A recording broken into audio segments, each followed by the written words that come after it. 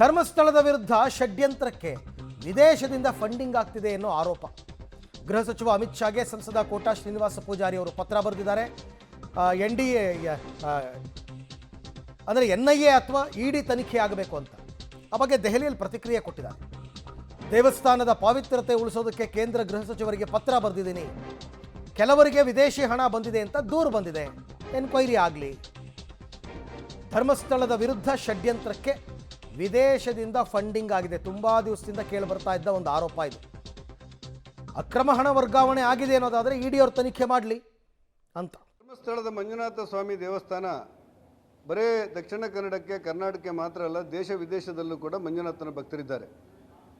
ಕರ್ನಾಟಕದಲ್ಲಂತೂ ಕೂಡ ಪ್ರತಿ ಮನೆಯಲ್ಲೂ ಕೂಡ ಧರ್ಮಸ್ಥಳ ಮಂಜುನಾಥನ ಬಗ್ಗೆ ನಂಬಿಕೆಯನ್ನು ಇಟ್ಟುಕೊಂಡಂಥ ಭಕ್ತಾದಿಗಳು ನಾವೆಲ್ಲ ಇದ್ದೇವೆ. ದೇವಸ್ಥಾನದ ಗೌರವಕ್ಕೆ ಧಕ್ಕೆ ಆಗಬಾರದು, ದೇವಸ್ಥಾನದ ಪಾವಿತ್ರ್ಯಕ್ಕೆ ಧಕ್ಕೆ ಆಗಬಾರದು ಎಂಬ ನೆಲೆಯಲ್ಲಿ ಅನೇಕ ಭಕ್ತಾದಿಗಳ ಭಾವನೆಗಳಿಗೆ ಗೌರವ ಕೊಟ್ಟು ಕರ್ನಾಟಕದ ಲೋಕಸಭಾ ಸದಸ್ಯನಾಗಿ ನಾನು ಕೇಂದ್ರ ಗೃಹ ಸಚಿವರಿಗೆ ಪತ್ರವೊಂದನ್ನು ಬರೆದು ಈ ದೇವಸ್ಥಾನದ ಪಾವಿತ್ರ್ಯವನ್ನು ಉಳಿಸುವುದಕ್ಕೋಸ್ಕರ ಮತ್ತು ಈ ದೇವಸ್ಥಾನದಲ್ಲಿ ಯೂಟ್ಯೂಬ್ಗಳ ಮೂಲಕ ಮಾಡುವಂಥ ಅಪಪ್ರಚಾರದ ಹಿಂದೆ ವಿದೇಶಿ ಹಣ ಹರಿದು ಬರ್ತಾ ಇದೆ ಅನ್ನುವಂಥ ಮಾಧ್ಯಮದ ವರದಿಗಳ ಹಿನ್ನೆಲೆಯಲ್ಲಿ ಇದನ್ನು ತನಿಖೆ ಮಾಡಿ ಅಂತೇಳಿ ಪತ್ರವನ್ನು ಬರೆದಿದ್ದೇನೆ. ನನ್ನ ಪತ್ರ ಯಾವುದೇ ವ್ಯಕ್ತಿಗತವಾದ ಟೀಕೆ ಟಿಪ್ಪಣಿಗಳನ್ನು ಹೊಂದಿಲ್ಲ. ಬದಲಾಗಿ ವಿಷಯದ ಮೇಲೆ ಒಂದಷ್ಟು ಬೆಳಕು ಚೆಲ್ಲಬೇಕಾದಂಥ ಅನಿವಾರ್ಯತೆ ಇದೆ ಅನ್ನೋದು ನನ್ನ ಪತ್ರದ ಮೂಲ ಉದ್ದೇಶವಾಗಿತ್ತು. ಮತ್ತು ಮಂಜುನಾಥ ಸ್ವಾಮಿಯ ದೇವಸ್ಥಾನವನ್ನು ಉಳಿಸಿಕೊಂಡು ಅದರ ಗೌರವ ಮತ್ತು ಪಾವಿತ್ರ್ಯವನ್ನು ಉಳಿಸಿಕೊಳ್ಳಬೇಕು ಅನ್ನೋದು ನಮ್ಮ ಪಾರ್ಟಿಯ ಮತ್ತು ಎಲ್ಲ ಭಕ್ತಾದಿಗಳ ನಿಲುವು. ಆ ಹಿನ್ನೆಲೆಯಲ್ಲಿ ಗ್ರಾಮಾಂತರಗಳಿಗೆ ಪತ್ರ ಬರೆದು ಇದರಿಂದ ಏನಾದರೂ ವಿದೇಶಿ ಷಡ್ಯಂತ್ರ ಇದೆಯಾ ಅನ್ನೋದನ್ನು ಕೂಡ ಗಮನಿಸಬೇಕು.